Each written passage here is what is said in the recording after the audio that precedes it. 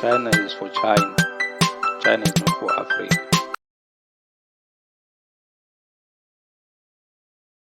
Yo. Welcome to another episode of FKU Africa podcast.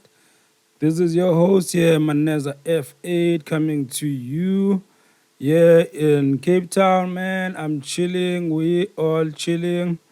Yeah, I know, man. I haven't been releasing any episodes on FKU. Just been hectic, busy with Paula Namazocho podcast, another podcast which I'm doing with my brother Mel's the God and my other brother Lubabalo and Lutwe.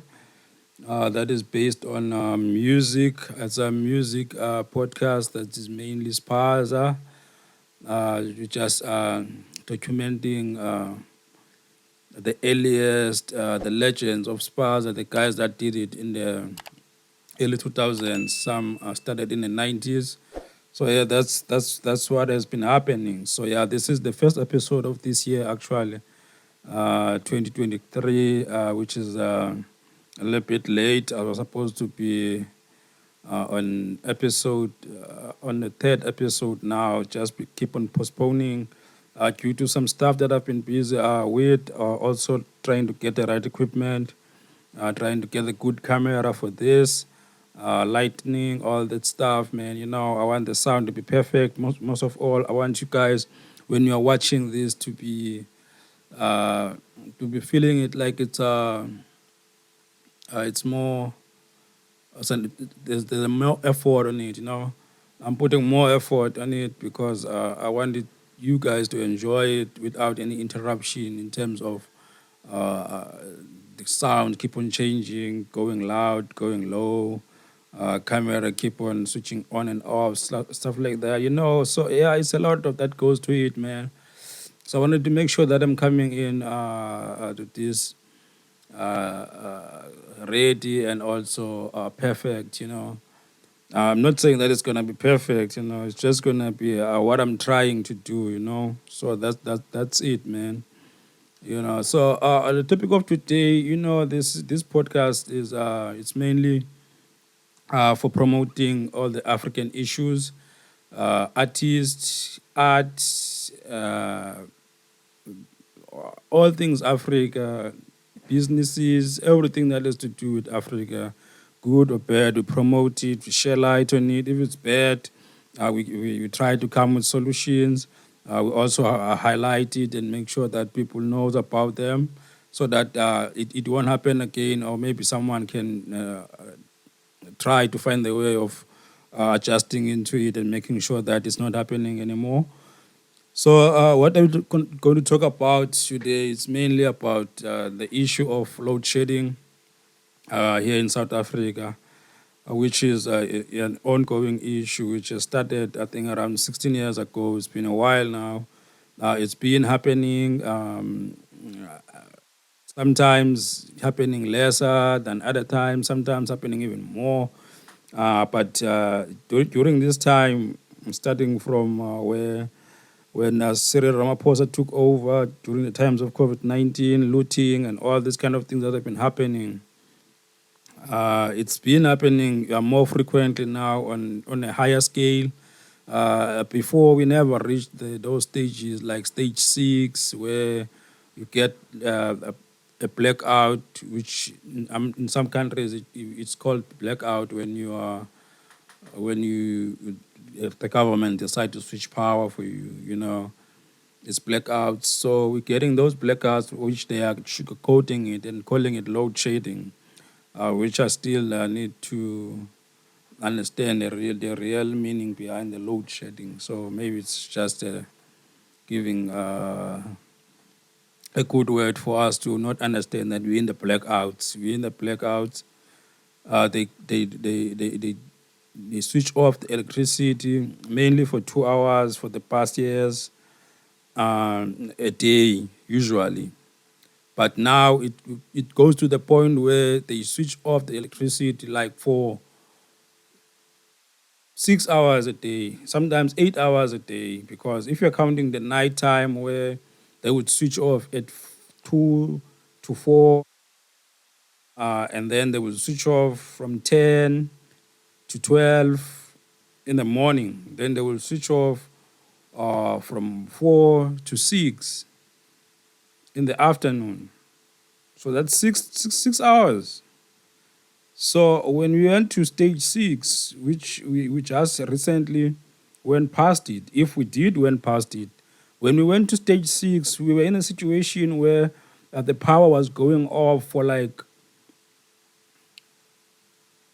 for 4 hours at once. It happened many times in my side where the power goes off at, let's say, at 12 midday, and it comes back at 4. And mind you that other people are working at home. We're working for people that they don't really understand. Some people are working for companies that are coming from overseas. Some people are working for companies that are not even from South Africa or even from Africa to understand the magnitude of this situation that we are in.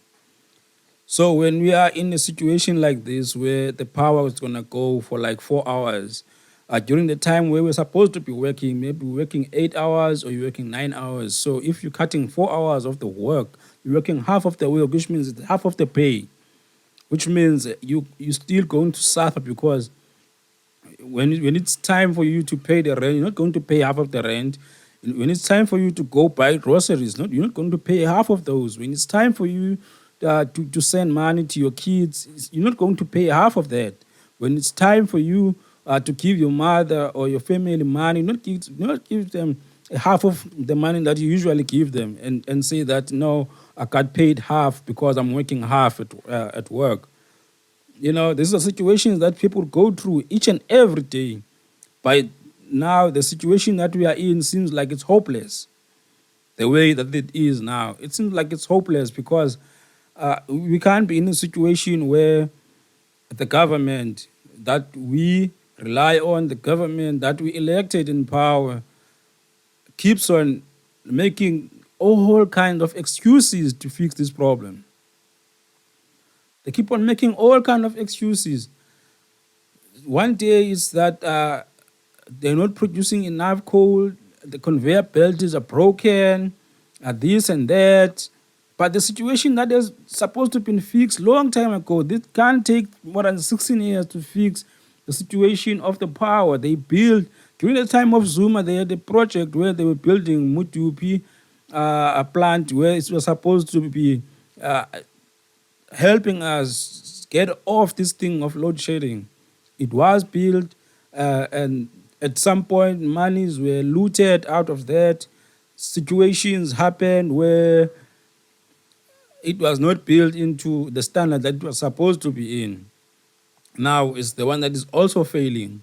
It's adding to the stress that the original plans are already in. So the main issue here is that the government that is in charge here in South Africa, which is ANC, the ANC government is taking us for fools. That's the issue. The government doesn't think that people are actually understanding what is going on. The government doesn't think that one day people will wake up and challenge them. But people will wake up one day and challenge them. This is the same situation that the governments of the operation throughout Africa were naive about. When they were enjoying their stay in Africa, their oppression, they didn't think that people will have enough and overthrow them. They didn't. So when that happened, it caught them by surprise. That when the time for them to realize what was happening, it was already late. Because they thought we are just monkeys who doesn't understand anything, that they can just control us. This is what they thought. But they thought wrong, because look where we are now. We did take over, but we are proving them right that we cannot control anything. We cannot run any government because everyone is greedy. They are taking stuff for their families or themselves. They are looting everything. But from then, when we got freedom in what so-called freedom, though I don't think we really got freedom. We got half of it.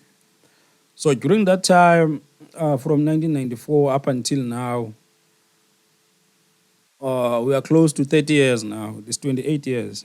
We are close to 30 years of being free. We are close to 30 years. And I think it's 29, 2024, next year, it's going to be 30 years.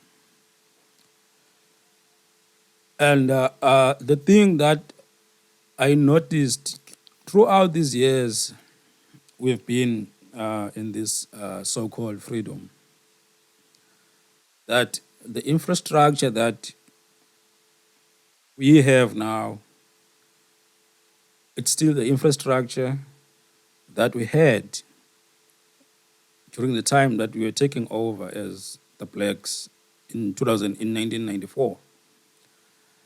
There have been very minimal adjustments. There have been very minimal efforts to create more infrastructure, to create even more alternatives. There's been very minimal efforts on doing that. And this is the reason why today we are in the situation that we are in. A situation where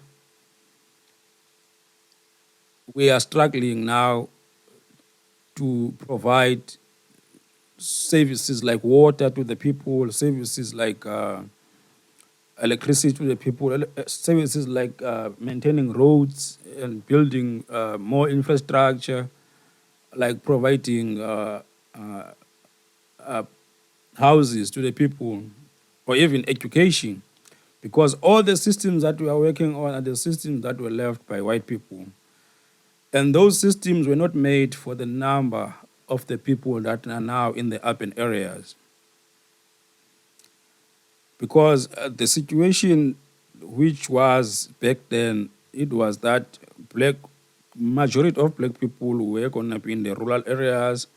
That's why schools have full capacities back then in the 90s in the rural areas.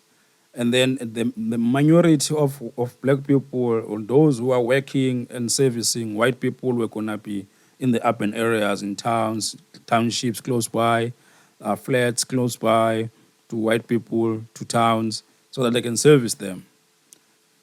So whenever ANC took over, they didn't make provisions for all the black people who were going to come from the rural areas in the Eastern Cape, in the KZN, in Limpopo, in the Free State, and now go to all these cities and fill them up, like in Cape Town, Johannesburg, Durban, Port Elizabeth, Bloemfontein, Mafeking, Rustenburg, all these places. All those places now are filled with black people who have very, very, very less infrastructure. Now the black people who are making a little bit of money, they are going to the places where white people used to stay. White people are going further and further into the farm areas, the likes of Stellenbosch, further close to the sea, where they're making the rents or the properties skyrocket because they don't want us to afford those. But we are getting there. There are many number of black people who are getting there. So the situation now is overwhelming for the new government. Not even new government, for the current government, because they didn't make any provisions to make sure that the infrastructure is being built, new towns are being built, electrical powers are being built throughout all the cities, not only a few in Mpumalanga, Limpopo, and Free State. supposed to be power station in all the major cities. Even the things that we are having now of struggling with water, it's a shame because we're having a lot of water that are flowing through the rivers, streams to the sea. We have no provisions of catching those water. They didn't build any provisions to catch those kind of those gallons and gallons and liters of water that are just going straight to the sea.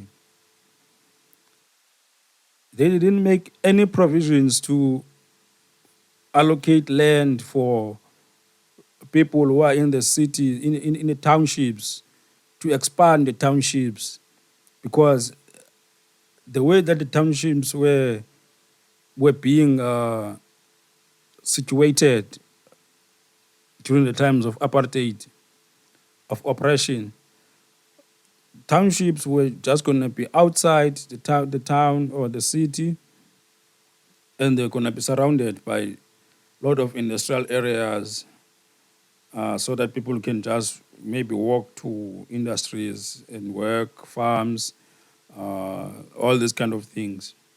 But the situation that we are in now, it's overcrowding. You found that in one yard, a number of 20 people will be living in that yard. One yard. There's renters there, there's a main house, there's 7 shacks of renters. I know this happening in Philippi, in Samora, in Nyanga, in Kukuletu, in Langa. It's happening everywhere, and even in Khayelitsha, it's happening. The situation also in Cape Flats, where there's really no land at all in Cape Flats for people. You will get a flat that is going to be a 3-story high. One family lives lives here on the first floor, second floor, on the third floor.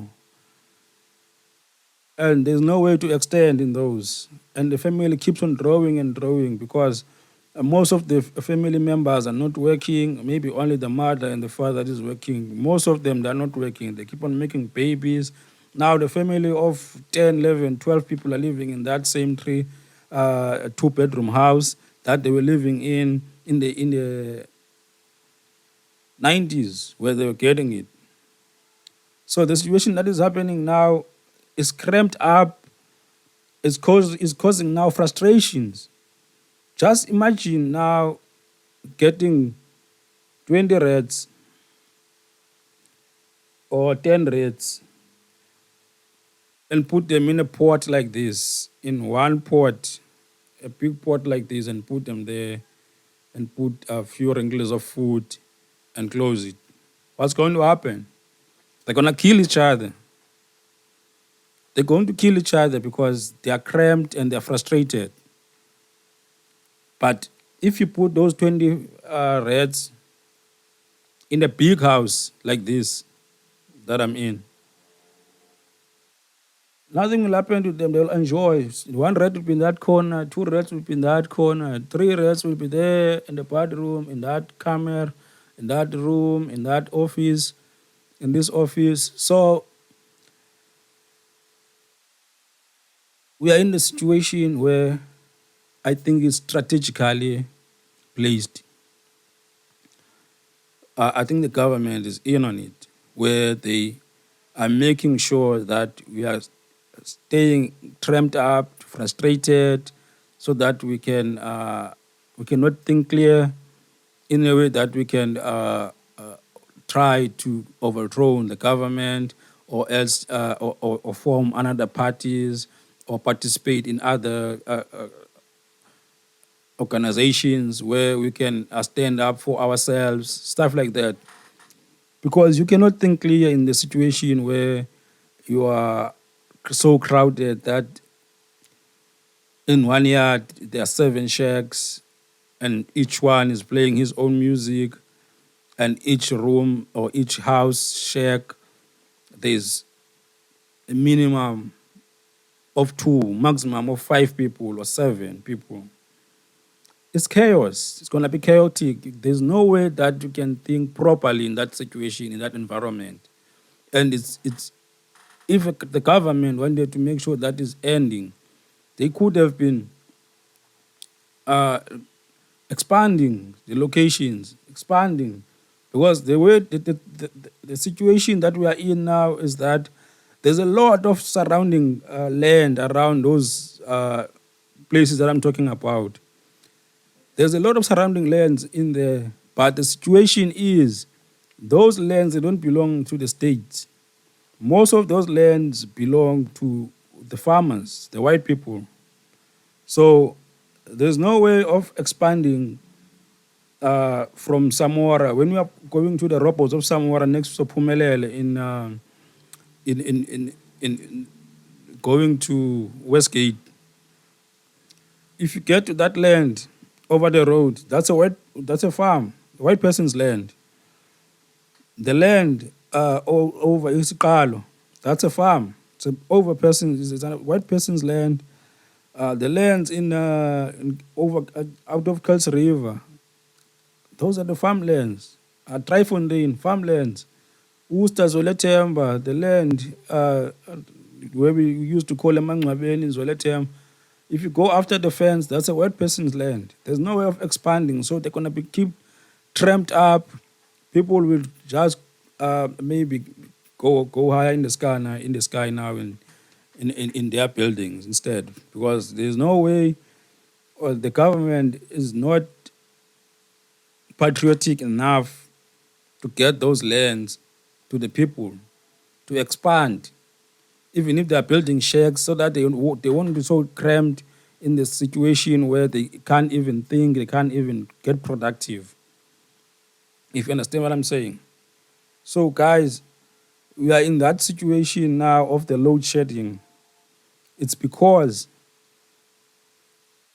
of our government. We are in the situation of the load shedding because our government never made provisions to expand the infrastructure that was left by white people.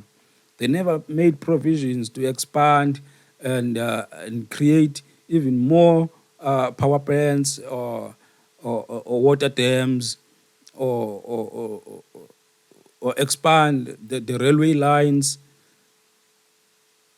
They just let it go. Instead of maintaining those things and expanding them, they are taking the money that is allocated for those things, and they are spreading that money among themselves, and they are eating it. They are getting fed with that money. You can't find thousands of US dollars at the president's house, just sitting there. That's a shame. That's a shame, man. That money should have been the money that is making sure that is making provision for these power plants so that we can get electricity at all times, because we are paying for this electricity. Where I'm staying now, if I'm buying electricity for 400 rands, I'm not getting even more than 150 units of that. But you get millions of rands at the president's house, just sitting. Who knows how much else is there, because they just took a little bit that was there. They didn't go to all the rooms and check everywhere, ceilings everywhere. I'm sure there's billions that is there, because that's not the only house that they have. There's many houses. So if he's got the man that is staying in his house, tell me more about the other people that are in the government that they got influence and involvement in the money that is being allocated for these kind of projects that are not being done. Yo, guys, come on, guys. Come on. It's time now to get rid of this government. ANC is clearly not a solution for us. It doesn't matter which one you choose, but the ANC has to go. We need to see change. We can never see change if we are not making it. We need to make change to see change. We cannot try to me and about the load shedding, but to keep on voting for ANC. That's bullshit, man. That's bullshit. You cannot cry to me and say that, no, load shedding, the government, whatever, but you keep on voting for the same government. That's bullshit. I never voted for ANC. I wanted to say I stopped. I never voted for it. Never. Was I think I got my ID, I think in 2006. And at that time, I think there was a time, it was during that time where COPE was being, came up and they took out Thabo Mbeki unfairly, I thought so. So I voted for COPE back then because I was frustrated as well because I didn't know what was going on. I couldn't understand why Jacob Zuma now was taking over and he was being accused of a lot of things that are happening to him. So I thought he was also being a criminal and all that stuff. So I didn't want my vote to go to a criminal because back then that was unlikely for a statement to the government to be criminals. But now we came to understand that they are all criminals. So I voted for COPE, and then COPE collapsed. And then at one point I voted for UTM because I wrote about Njengele Bandu Olomisa, and then I heard him talk in many interviews, and I understand the kind of philosophy that he was bringing to the table. I understand the knowledge that he had about governments because through the schools of chiefs and all that stuff that were happening in the Eastern Cape during the times of Bantu stand reps, Bantu stands, during the times of Matanzima, yeah. You went to the schools where the chief kids and the important people's kids were going to learn how to be leaders. So he's an educated leader, he understands these situations. So I at some point I voted for him. So you choose whoever you want to vote for. You choose whoever you want to vote for, but you cannot keep on voting for ANC and keep on trying. But still you are staying in a cramped place where you are in the family of 10, 12 people are staying in one yard and keep on fighting each other because you are frustrated. And come here and tell me that ANC is good. It's good for what? What? What is good that is bringing into us? Nothing. There's no good that is being brought by ANC. ANC, it's a mistake. It's a mistake of an organization. They shouldn't be leading us. They shouldn't at all. So yeah, man, please check out the episode of Spoiler Mazocho podcast. Check that out. I will leave the link here. Also, if you want to support me, I'll leave the links here where you can support. There are a number of ways that you can support. The podcast is available on YouTube. It's available on my website, manezafa.co.za. It's also available on Spotify, iTunes, Apple Podcast. Also available on wherever you get a podcast, including Google Podcast. Yeah, man. Fikiria kwa undani nduku. Tamako.